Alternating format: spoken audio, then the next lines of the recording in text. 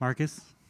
Hey, what's up, man? I figured you'd be the first one to ask me questions. I appreciate it. How you feeling? I feel great, man. Blessed as always. Woke up this morning. That was a great start, and getting the finish was a great midday thing. So, Now that you've had, it's been a couple minutes from your fight, how'd you feel about your performance?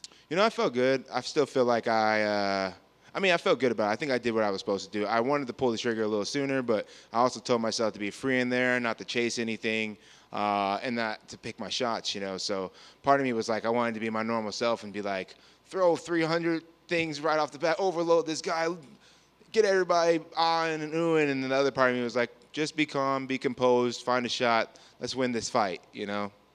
What was the game plan coming into the fight? Game plan was just to, again, be me, make sure, I knew his plan was to try to get under me and wrestle me. Obviously, that's his strongest suit. And again, I have a lot of faith in my grappling, but why play in somebody else's best ballpark? I should wanted to keep it in mind. So keep my feet moving, stay away from, evade from the shots, the first shots, get them desperate, and then find my shot and put them away. How did it feel not to cut 1,000 pounds before a fight and have a nice training camp? No, it was awesome to do it with the training camp. Weight cuts are still weight cuts for me, no matter what.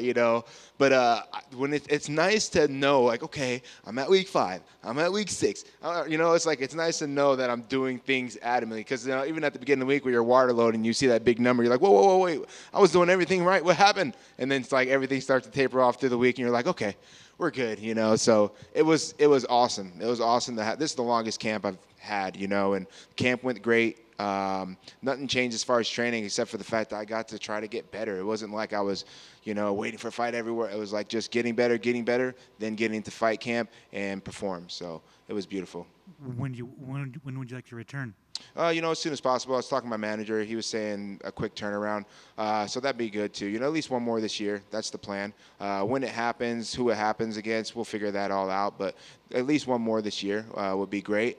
I don't really have any injuries. So, if it makes sense and if it makes money and makes dollars make sense, all those good things. So I'm game. I'm game to get down. You want a full UFC crowd for your next fight? That would be nice too. I haven't got to feel that energy, and I've had some pretty on the regional circuit. I've had some pretty crazy crowds. I used to sell a lot of tickets, so it'd be cool to see how everybody goes. Ahs, the oohs, the boos, all of it. So I'll take it all. Your food blogs. How are you liking that? I'm loving it. Honestly, it wasn't even my idea at first. My buddies kind of talked me into it, and after I started doing it, I was like, man, this is a lot of fun. I just get to be me. I get to interact with different fans and different platform too, and just enjoy myself. And I get to eat good food that I like to make anyways, because that's the thing. Like, I really do like to cook. My wife will tell you, like, I have so many different dishes that I like to cook. Most of them are not healthy. So, yeah, like, it's not like it's a healthy cookie show. And then I'm just a goofball. I don't take myself too serious, So I just like to get on there, have a good time, cook some good food, and get some out there. So it's been good. And then my podcast, too, Punches and Pites.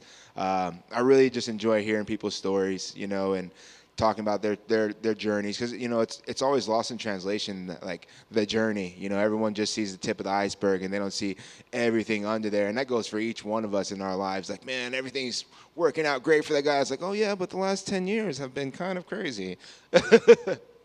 What'd you do with that $50K bonus last time? Paid back all my debts. I'm broke still, like I was, honestly, I went from working and making decent money to making no money and just fighting. So like I was going into debt, and I was blessed to be able to go into debt like that, but, and then pay it back. So, again, I went broke paying my debts back, and that's okay, So, honestly, I keep saying it was a blessing to be able to pay back the things that that I loaned. And a lot of people don't get a chance to do that, So, yeah, that's what I did. So I didn't really have there's nothing special that I did with that money. Not one thing. Luckily, my friends did hook me up with a Rolex, though. So that was kind of cool. They popped up on me with a Rolex. I was like, and a suit. I was going to wear it, but I was like, you know what? Maybe not my first actual fight week. Maybe I'll wait to wear the suit until maybe the second actual fight week. So I remember when you posted that picture of the Rolex, and people were like, "Oh my God, he spent all his money on a Rolex. Now that's how fighters go broke." yeah, no, 100%. My wife was getting all upset about it. I was like, don't worry about it. It's not a big deal. Everyone thought I bought it. I was like, I would have never bought that. I would have never. Exactly. If you read the caption, for sure, the caption definitely said, "Thank you to my two friends that." I would have never bought this. I'd still not have a Rolex to this day, So now I have a Rolex, and it's because of them. So it was cool because I didn't have to do it for myself. Last two things, buddy Sean O'Malley's fighting next week.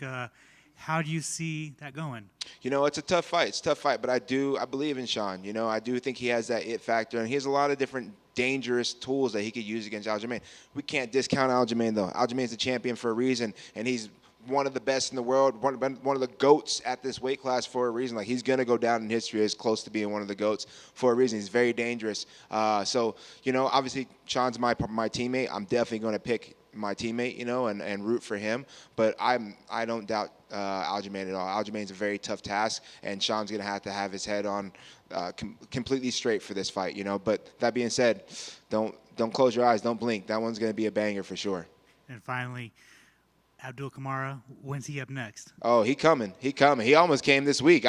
He was almost doing it this week. He was ready. He was ready. This guy's been ready to make weight this week more than me. It was crazy. I was like, what is going on? How are we doing this? He was like, yeah, he's ready to come too. So, he'll be here, and it's the same thing. We just got to stay diligent, Stay diligent. Not our time, it's God's time, and he's doing the right things, staying focused, being a good father, being a good man, and I think those things, they contribute a lot to making it. So I think he's going to be here real soon. Congrats. Thank you so much. I appreciate you. Marcus over here. Just a couple months ago, you weren't even a part of the UFC roster, and then you ultimately got the call, took the short notice fight, got the win, and then you fast forward, you come here, you get another win. What's the message you would tell yourself, to the version of yourself from like 6 months ago? The same message I was telling myself.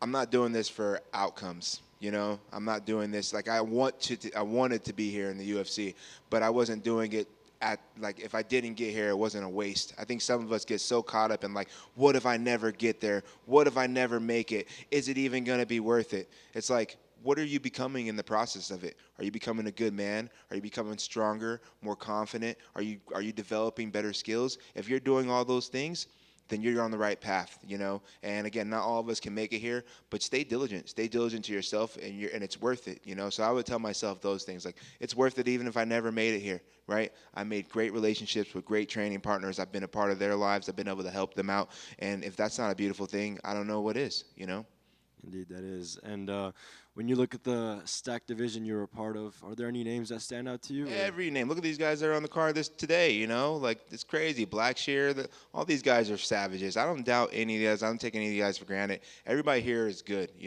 Great, I would even say, So the whole Bantamweight division is nuts. And, again, we're all going to get matched up at some point. It depends on where it is, how it all plays out, But, you look at these guys and you're like, man, different sizes too, heights, sizes, shapes, styles. It's like, man, what is going on? There was a time where it was like everybody was kind of the same. And it's like, no, everybody's different and everybody's dangerous. So it's a crazy division to be a part of, and I'm blessed to be here. For sure, it has evolved. But is that Bolaños one still something you'd like? Oh yeah, that's not off the table either. Again, like, I know he got injured, and if they send me that one again, I'm down. So again, I trust myself, I trust my teammates, I trust my management. So if I think that would have been a banger tonight too, people would have been excited about that, and that one would be crazy in front of a crowd too. I've watched Bolaños for a long time. He has a lot of different things. We're both knockout artists. We both have a lot of knockouts on our record. Somebody's going to sleep on that one for sure. So, whatever happens. So we'll get back to the drawing board, and I'm sure you guys will see something coming up soon. I agree. That would be a fun one. And I saw Alex also mention Sugar Sean O'Malley. What's it like training with him?